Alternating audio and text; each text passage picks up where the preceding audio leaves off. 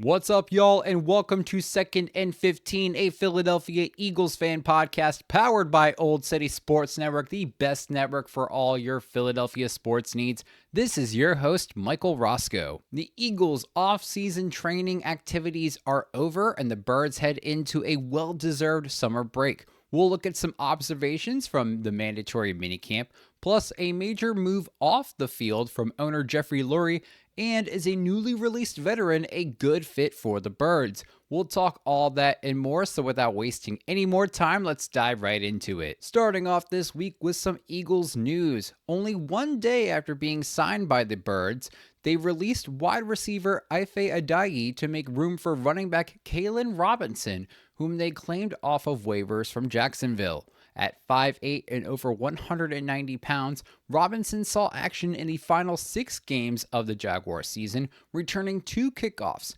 Robinson was drafted in the 2024 NFL Draft in the 5th round by Jacksonville. In other news, rookie linebacker Jihad Campbell finally signs his rookie deal, a 4-year deal totaling just under $15 million, fully guaranteed. This now leaves safety Andrew Makuba as the final unsigned rookie draft pick. In other news, the Eagles' open practice date for 2025 was announced and will take place Sunday, August 10th at 6:30 p.m.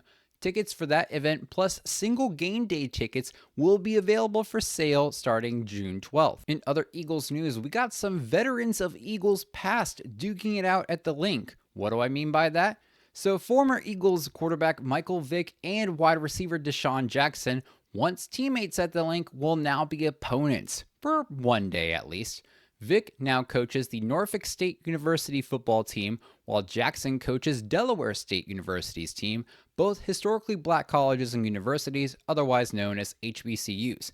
These two teams will play each other at Lincoln Financial Field on October 30th, and tickets will be available for this game starting June 17th. All right, shifting gears to Jeffrey Lurie, the owner of the Eagles, as he made headlines this week alongside his family, announcing that they are donating a whopping $50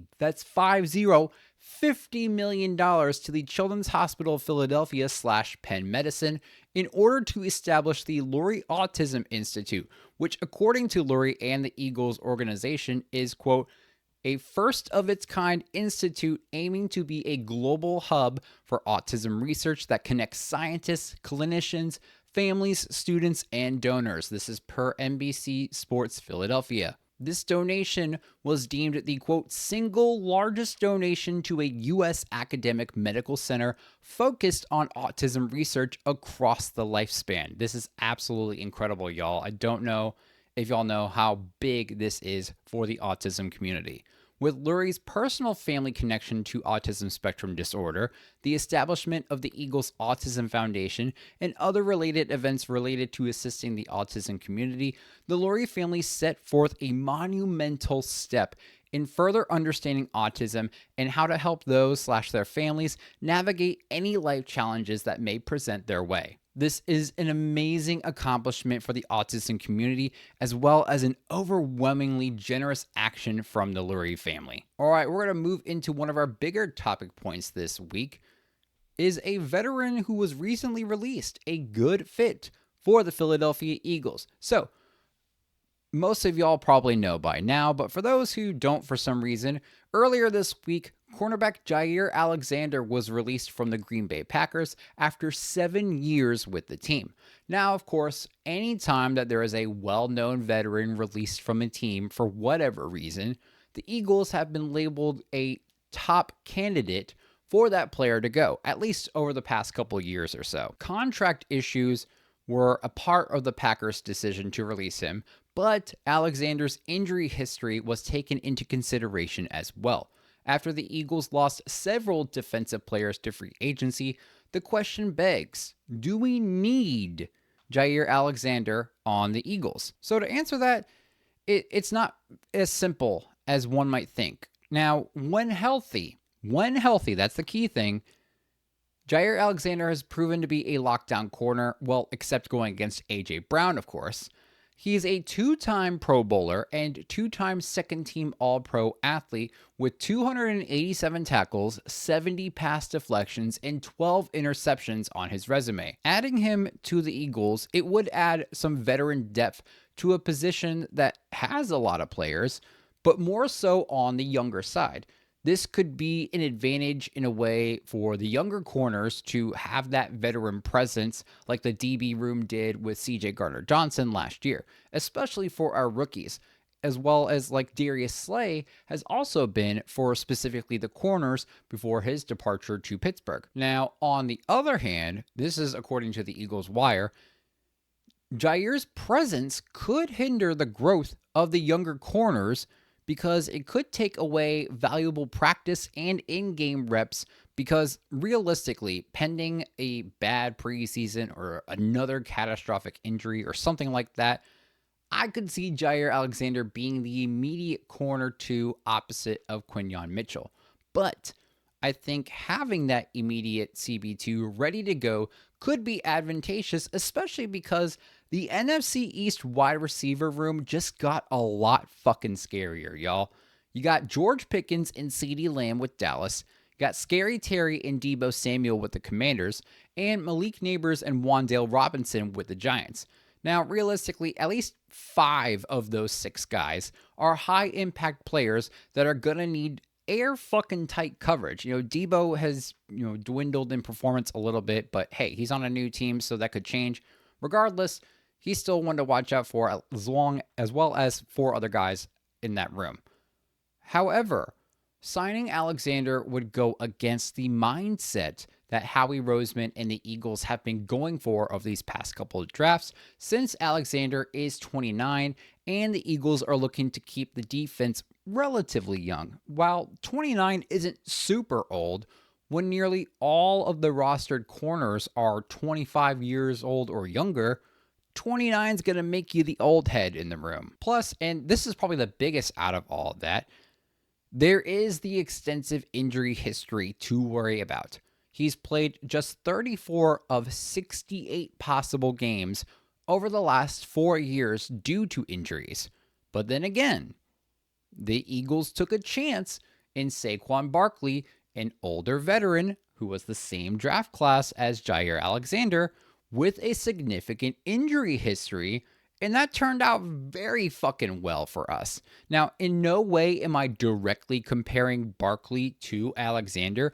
I'm just stating that their situations are very similar. You can't argue that. But overall, I don't think having Jaire Alexander would hinder our overall defense in any way. But I don't know if it would be the best move in the long run, considering the amount of young corners we have and the potential that could be lost due to lost reps from a veteran player. Plus, we don't even know how much it would cost to get him. And I think we're better off investing our money in long-term results versus a temporary addition for that corner position. Now, we do have anywhere from $25 to $32 million in cap space available, depending on the source that you look at. So it's not completely out of the question in terms of affordability. I just don't think we should use like 2/3 of our cap space available for one guy for maybe half a season. And now with how Keely Ringo has been performing in camp, and we'll go more on into him in a sec, he's looking like he'll be the cornerback 2 going into week 1. All right, diving into our final topic of this week, the Eagles mandatory minicamp. So Tuesday was the last day of off-season training activities, which include the mandatory minicamp for the summer for all Eagles players. The Eagles will have only one mandatory minicamp day this year, coming off of their Super Bowl win, while most teams will host up to 3 days of mandatory minicamps. Now, after reviewing very limited amounts of media footage as well as reports from various mainstream media outlets, Twitter, etc., here are just a few notes / my own reactions to what we saw from the final offseason activity. So first things first, we have a new injury update to talk about. Offensive tackle Miles Hinton was seen heading into the NovaCare complex after a visit to the medical tent, and he would not return to practice. However, the type of injury or the magnitude of it has not been specified at this time. Next observation, and pretty important thing when you think about it, all Eagles were present. There were no absences, excused or unexcused, from minicamp on Tuesday. I fucking love this for our team because here's the thing. There's tons of holdouts / incomplete attendances across the league, from Trey Hendrickson, TJ Watt, Hassan Reddick had been a holdout for a little bit, and that's just a few. And that's all related to various drama bullshit, such as contract negotiations. That ain't a problem for Philly. Everyone seems to be happy and content with where they're at, where their contracts are at. We've had guys locked down for multiple years now, since last year.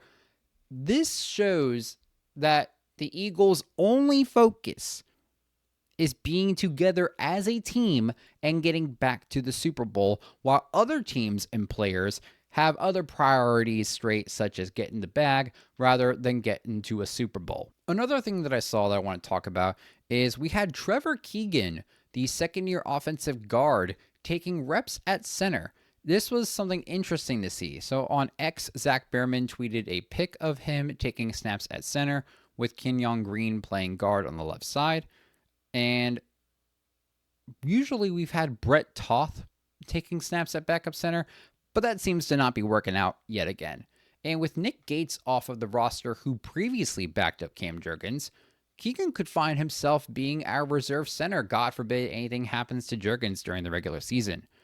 But this could be the key for Keegan to stop being a healthy scratch during the regular season like he was for most of his rookie year. I have no fucking idea why nearly every game he was listed as a healthy scratch, but this could help him avoid that this year. Who knows? Another observation was Smile Munden Jr., our other rookie linebacker, getting some first-team reps while Bond was on the sideline. Now, this is nothing to freak out over about. I have no worries about this. It was communicated that Zach Bond was getting a resting day as he was dealing with, quote, general overall soreness, but this does not appear to be any cause for alarm. And this is a good opportunity to give our other linebackers some good reps, especially if it's looking like we will see a different linebacker than what we've typically seen starting opposite of Zach Bond come week 1. And the last big thing that I'll go into regarding these observations from minicamp is that some position battles might be over before they've really even started. So looking at the corner 2 position, according to multiple sources / just I think what a lot of us have already known, is that Kelee Ringo has been on fucking fire this offseason. He had been splitting first team reps with newly acquired veteran Adoree Jackson.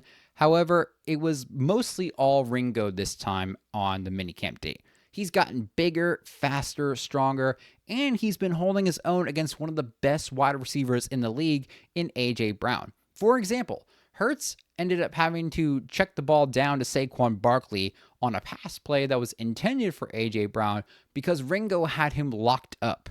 That's pretty damn impressive.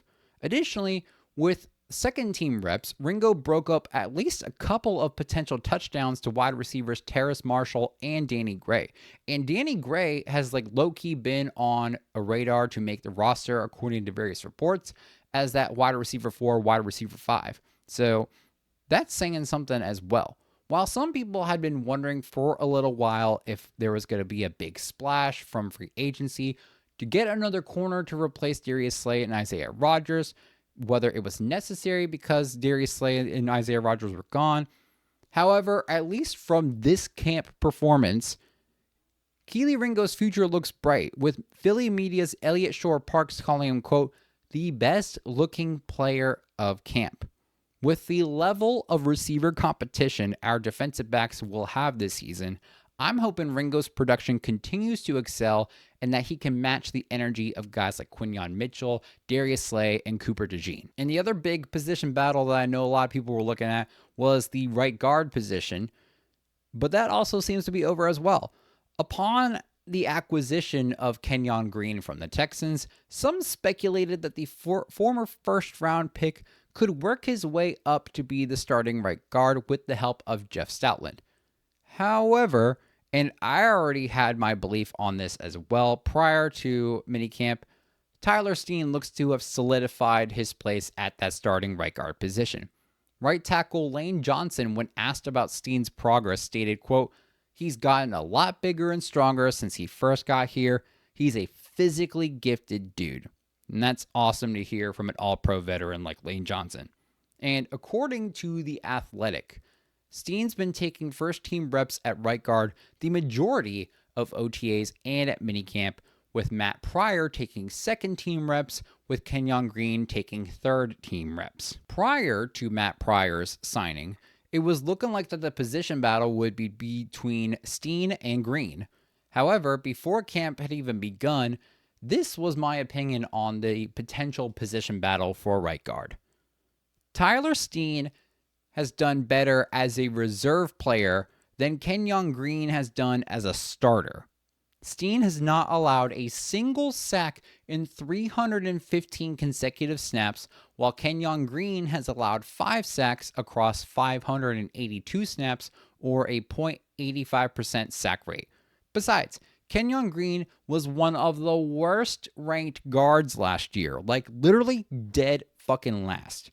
He's shown to be a liability in pass blocking, has a hard time picking up on blitzes, he can't hold his own against less efficient pass rushers than the ones that we'll face on our schedule. It just doesn't look like Kenyon Green has starting capabilities, at least with the expectations that our O-line has. So, I'm glad to see that not only has Tyler Steen been doing phenomenal at camp, but that it is going noticed and he's getting the bulk of the first team reps. Now, of course, there is another position battle to look out for, and that's the safety position, because we've seen reports of Sidney Brown getting first team reps, other reports of second round pick Andrew Makuba getting reps in the star and the dime positions.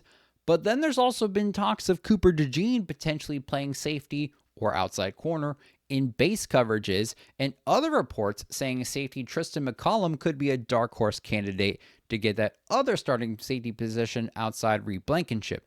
So there's a lot to talk about with the safety position that we just can't fit into this episode, so we'll save that for a future one. All right, y'all, that is it for this week's episode. Thank you all so much for joining us. Don't forget to like, subscribe, or follow on YouTube, X, Instagram, Facebook, and TikTok by searching at Second and 15 or by the full name Second and 15, a Philadelphia Eagles fan podcast. You can also find the audio for each and every single episode releasing Thursday mornings on Spotify, Apple Podcasts, Amazon Music, Player FM, Pocket Casts, or wherever you get your podcasts, with the video uploading to YouTube later that same day. Second and 15, Old City Sports Network, and this week's episode are sponsored by Warlord Beard Oil. Use promo code OLDSPORTS at warlordbeardoil.com to get 15% off beard oils, washes, soaps, apparel, and many other products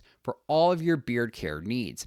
A veteran-owned company. Orders over $75 will get you free shipping. Once again, thanks y'all for joining in. This is Second and 15, a Philadelphia Eagles fan podcast powered by Old City Sports Network. We will see you all next week. Don't forget to stay fly like an eagle, and as always, go Birds!